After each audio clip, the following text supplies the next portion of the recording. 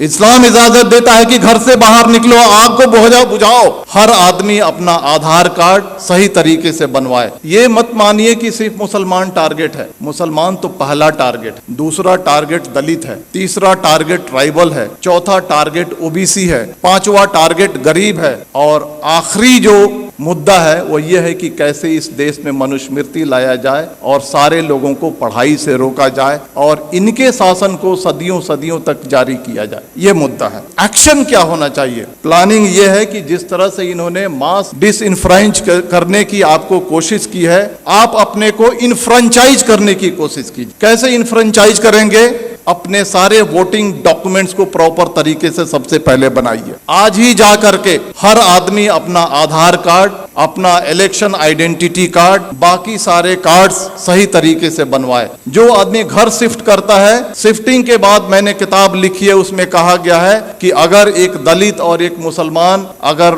अपने घर को शिफ्ट करता है तो उसके नाम को डिलीट कर दिया जाता है। आप जहां पर जाते हैं नए तरीके से अपने नाम को ऐड कीजिए। आपके मेल को फीमेल लिखा जाता है, आपके फोटो को चेंज कर दिया जाता है। बीजेपी के लोग फॉर्म नंबर 7 के थ्रू आपके वोटर आइडेंटिटी कार्ड को चैलेंज करते हैं। बिना इंक्वायरी के इलेक्शन कमीशन आपके वोटर आइडेंटिटी कार्ड को खत्म कर देता है। आप सजग नहीं है। सबसे पहले आप सजग होइए, सबसे पहले अपने कार्ड्स बनाइए। कार्ड्स बनाने के बाद जो वोटर लिस्ट है उसको उठाइए और देखिए कि महमूद आलम अगर लिखा हुआ है तो उसका स्पेलिंग सही है क्या? हम मेल हैं तो मेल है क्या? फीमेल हैं तो फीमेल है क्या? हमारा फोटोग्राफ है क्या? इन सारी चीजों को इंश्योर कीजिए और इंश्योर करने के बाद आप यूनाइट होइए। और यूनाइट होने के बाद जिस तरह से इलेक्टोरिकली ये सरकार आपके सर पे बैठी है, उसी तरह से इलेक्टोरिकली इस सरकार को उठा के फेंक दीजिए। जिन लोगों ने कहा था माइनॉरिटीज, मुस्लिम्स, क्रिश्चियन, सिख, बौद्ध, जैन,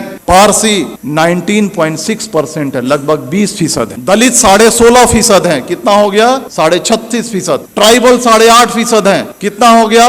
45% हो गया। अगर सेकुलर जो हमारे ओबीसी हैं और सेकुलर जो हमारे अपर कास्ट हैं, अगर इनको मिला दिया जाए तो हमारी तादाद 60 के ऊपर जाती है। और अगर हम चाह लें प्रॉपर तरीके से यूनाइट हो जाएं, प्रॉपर तरीके से अज़्म कर लें, प्रॉपर तरीके से साइलेंट रिवॉल्यूशन के लिए अगर हम तैयार हो जाएं तो इस सरकार को हम इलेक्टोरिकली उखाड़ फेंक सकते हैं और इसके लिए आपको तैयार होने की जरूरत। तो मेरे कहने का मतलब है कि दोस्तों, ये जो सारी चीजें जो आपके सामने फैक्ट्स हो रही हैं, ये हिंसा नहीं है, ये मणिपुर नहीं है, ये कश्मीर नहीं है, ये यूसीसी नहीं है, ये सीएए नहीं है, ये एक ही है कि आपको मास स्केल पे कैसे डिसइंफ्रेंचाइज किया जाए, वोट देने के अधिकार से आपको कैसे वंचित किया जाए। इस बात को समझिए, अपने वोटिंग राइट्स को समझिए। आपकी इस देश में कदर और कीमत क्यों है? क्योंकि आप वोट देते हैं। जिस दिन आपके वोटिंग राइट को खत्म कर दिया जाएगा, आप कीड़े मकोड़े हो जाएंगे। चाहे वो कोई भी समाज हो, चाहे वो दलित समाज हो,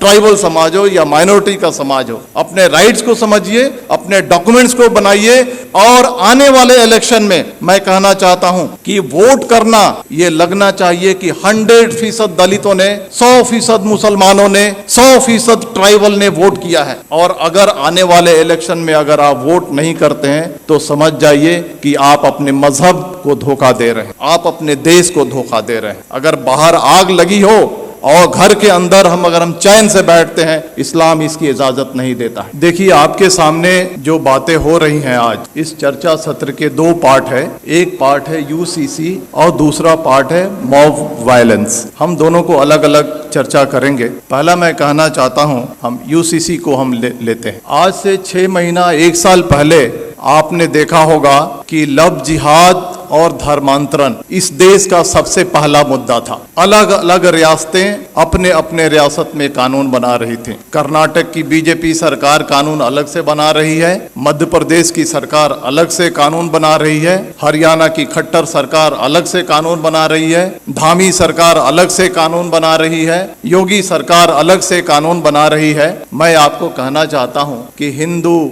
मुसलमान, सिख, ईसाई ये सारे राष्ट्रीय स्तर के मजहब हैं भारत में। अगर एक मजहब से धर्मांतरण करके अगर कोई दूसरे मजहब में जाता है, अगर सरकार को लगता है तो ये राष्ट्रीय समस्या होनी चाहिए, तो सरकार एक कानून बना करके इस समस्या को हल क्यों नहीं करती है? मल्टीपल स्टेट्स में मल्टीपल कानून क्यों बनते हैं? सरकार का मकसद है कि लव जिहाद और